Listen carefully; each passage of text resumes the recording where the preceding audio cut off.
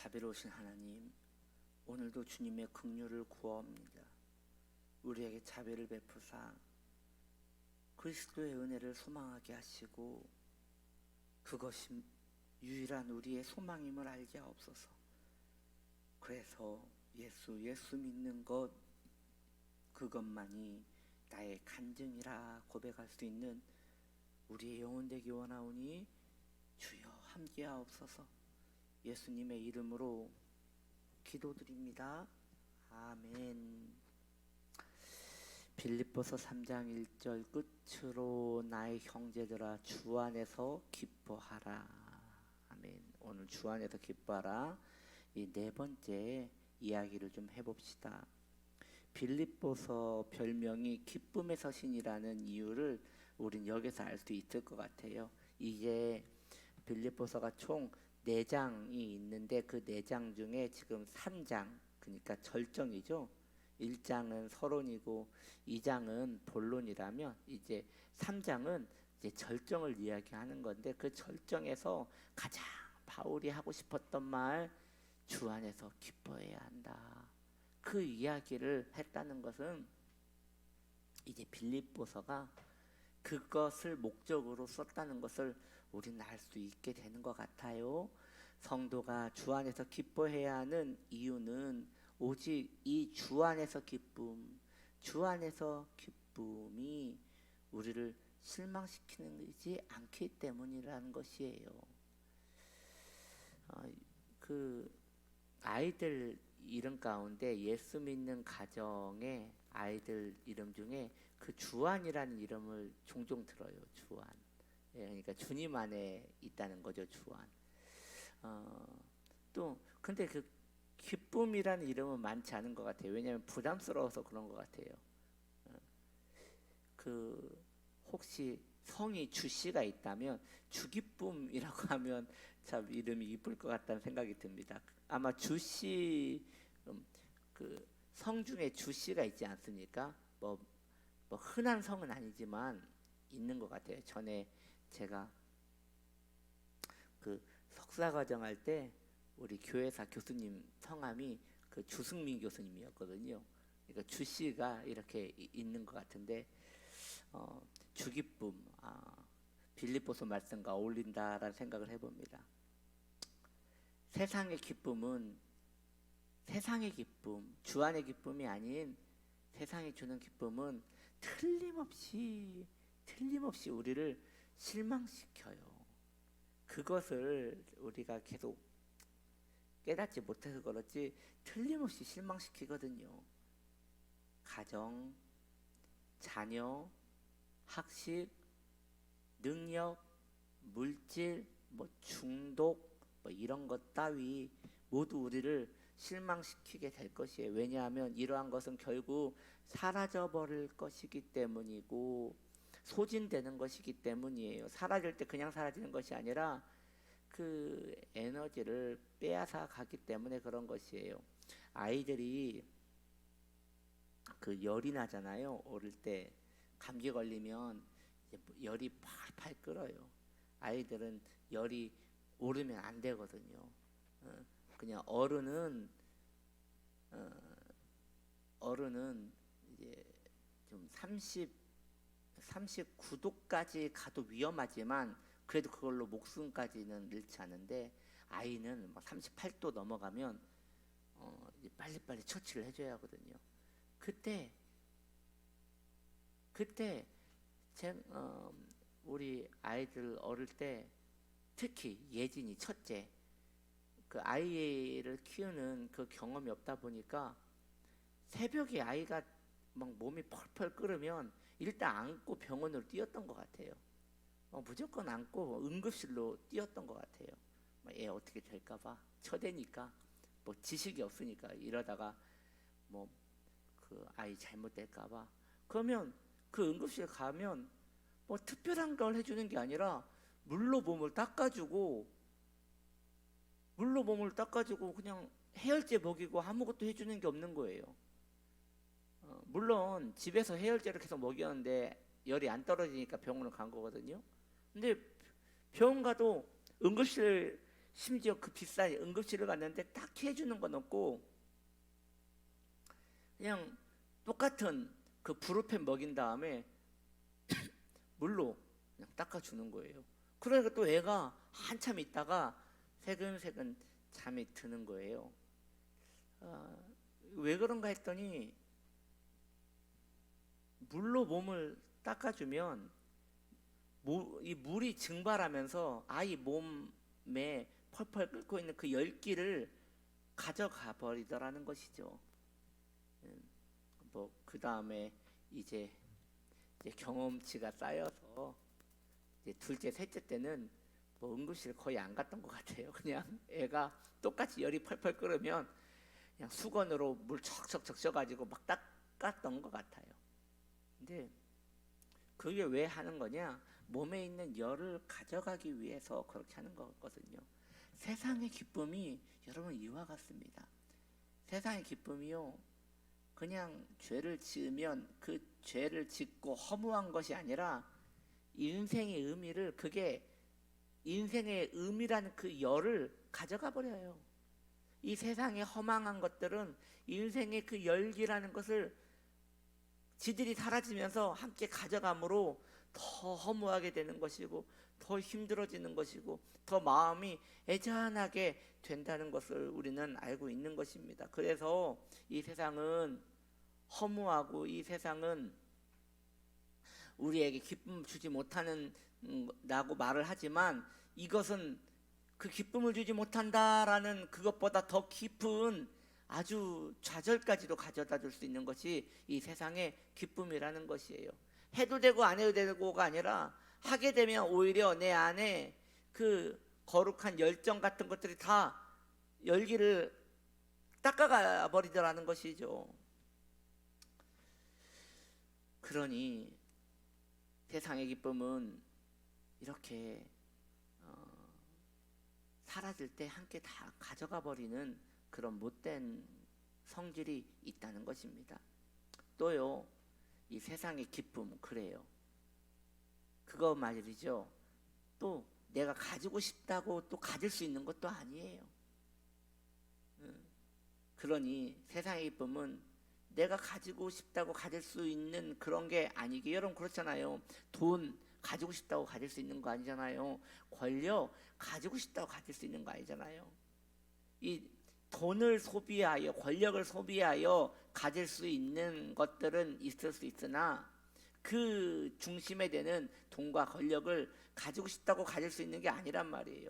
그래서 작은 욕심쟁이들은 작은 힘을 가지고 그걸로 누리면서 꽁당꽁당 그걸로 즐거움을 가지는 것이고, 큰 욕심쟁이들은 그걸로 양이 채워지지 않기 때문에 더 많은 돈, 더 많은 힘이 필요한 것이지요.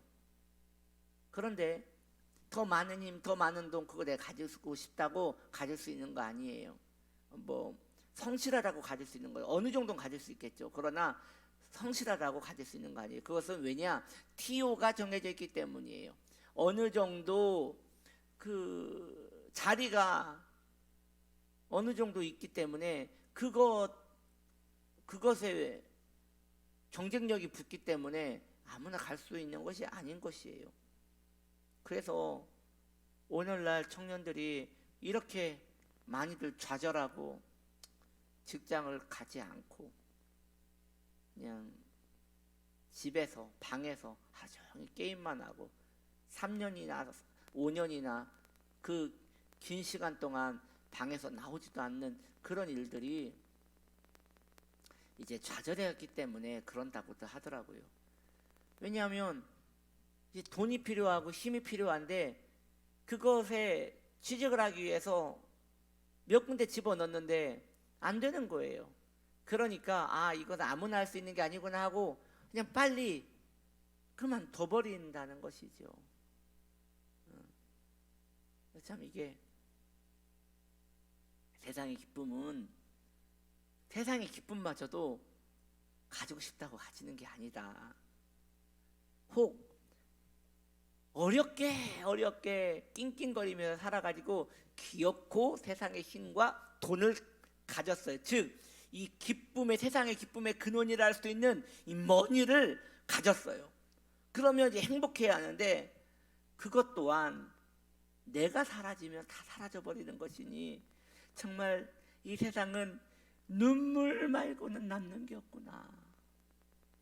이 세상은 정말 가지고 싶어도 가질 수 없고 애써서 가졌지만 또 내가 사라져 버릴 것이니 이 또한 너무나 슬픈 것이구나 라고 할 수밖에 없는 것이지요. 그러므로 우리 예수님은 우리에게 세상의 기쁨이 아닌 하나님과 함께 하는 주 안의 기쁨을 우리에게 가르치고 계시는 것입니다. 요한복음 16장 32절에 주께서 말씀하시기를 보라 너희가 다 각각 제 곳으로 흩어지고 나를 혼자 둘 때가 올 것이다 라고 말씀하십니다. 인생이 결국 혼자라는 것을 우리 주님이 먼저 걸어가신 것 아니겠어요? 그리고 주님이 말씀하세요. 벌써 왔도다. 예, 우리에게 말씀하시는 것 같아요. 벌써 와버렸어요. 그러나 주님 말씀하십니다. 내가 혼자 있는 것 아니라 아버지께서 나와 함께 계시느니라. 이게 바로 주 안의 기쁨이라 할 수 있는 것입니다. 주께서 말씀하신 것처럼 우리도 언젠가 혼자가 될 것입니다. 그리고 혼자 이 세상을 두고 떠날 때가 올 것입니다. 내가 가진 것들, 내가 누려왔던 것들, 내가 그렇게 써왔던 것들, 그걸 놓아버릴 때가 언젠가 올 것입니다. 그때가 되면 세상에서 얻었던 모든 것들은 전부 사라져버리고, 여러분 신기하지 않습니까? 제가 어릴 때 시골에서 살았는데요. 아침 일찍 일어나서 그때는 학교 가는 길이 논두렁이었어요. 네, 논두렁이었어요. 학교 가는 길이 이렇게 논두렁 사이에 길이 있어서 거기를 지나서 이렇게 학교를 갔던 기억이 있어요. 그래서 풀을 스쳐가면서 학교를 갔던 기억이 있어요. 예, 초등학생 때 말이죠. 그때 기억이 그 풀에 물기가 가득했어요. 아침 이슬이죠. 그리고 잠자리들이 거기에 이렇게 앉아 있는데 새벽 이슬을 맞아가지고 잠자리들이 날지를 못하는 거예요. 그러니까 그날은 땡 잡는 거예요. 아침부터 잠자리를 잡아다가 지금 생각해 보면 그 잠자리는 그 웬 벼락인가 싶겠지만 이 아침부터 그 잠자리를 잡아가지고 그 우유곽 같은 데 넣어가지고 학교 가가지고 그것을 막 가지고 놀았던 기억이 있는데, 그런데 말이죠, 해가 뜨면 그 많은 그 축축한 풀들이 이슬이 싹 사라지고 바짝 마르게 되더라는 것이죠. 이 세상에서 내가 살아왔던 모든 것들이 그 아침 이슬같이 순간 사라질 때가 옵니다. 순간. 이것이 세상이 주는 기쁨인 것입니다. 우리 주님은 그런 것으로 우리가 기뻐하기를 원치 않으시고 내가 너를 떠나지 않으리라 라고 하시는 이 말씀을 우리가 기뻐하며 영원히 우리가 우울하지 않기를 바라시는 것이에요. 그래서 우리 주님은 우리에게 이렇게 약속하십니다. 사도 바울을 통하여 우리에게 약속하시듯 히브리서 13장 5절에 정말 콕 찍어서 우리에게 딱 말씀하세요. 돈을 사랑하지 말라.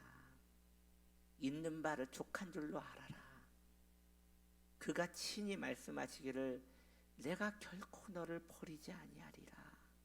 내가 너를 떠나지 아니하리라. 정말 아주 폐부의 못을 박는, 너무나 폐부의 못을 박는 실제적인 말씀인 것 같아요. 그러니까 이 세상의 기쁨, 세상의 이 기쁨의 핵심, 그 원흉, 이 돈, 사랑하지 말아라. 그리고 가지지 말라는 게 아니에요. 그냥 있는 걸로 자족하며 살아라. 이런 것은 영원한 기쁨과 아무런 관련이 없단다라고 말씀하시며, 영원한 기쁨이란 말이지 내가 너를 결코 버리지 않는다는 것, 거기에 의미를 두고 사는 것이 이게 영원한 기쁨이다라고 말씀하시는 것 같아요. 우리 하나님은 무슨 일이 있어도 우리를 떠나시지 않으십니다. 그리고 이것은 우리 주님이 이미 약속하신 바요, 그 약속을 흔들리지 않는 것이니 이 얼마나 감사한 일입니까?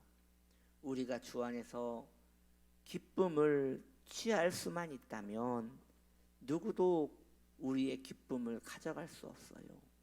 누구도 우리를 그 기쁨에서 끊어낼 수가 없어요. 지혜로운 자, 여러분, 지혜가 좋은 거잖아요. 그 지혜가 무엇이냐? 사라지지 않을 것에 마음을 두는 것이에요. 성경이 말하는 기쁨은 바로 이처럼 사라지지 않는 하나님 안에 기쁨을 추구하는 것인데, 그러기 위해서 하나님을 찾으셔야 합니다. 하나님을 찾기를 소망해야 합니다. 특별히 이번 주 주일은 성찬 주일 아닙니까? 성찬 때에 하나님 만나기를 소망하셔야 합니다. 성찬을 소망하셔야 합니다. 성찬을 사모하셔야 합니다. 하나님께서 누구도 가져가지 못할 하늘의 기쁨을 저와 여러분에게 주시기를 소망합니다. 아멘. 기도합시다. 예수여, 이 죄인이 무한감사 드립니다. 오늘 주여, 나 이제는 아무 염려가 없습니다. 주여, 그렇게 살기를 원하오니 내가 너를 떠나지 않으리라 말씀하신 주님은 인간과 달라서 한번 떠나지 않으신다고 하면 안 떠납니다. 그런데 그걸로 우리가 기뻐해야 하는 것입니다. 그렇게 살아낼 수 있는 우리의 마음, 우리의 오염된 마음이 정화되어지게 하옵소서. 그래서 참으로 기뻐할 것에 기뻐할 수 있는 은혜를 베풀어 주옵소서. 예수님의 이름으로 기도드립니다.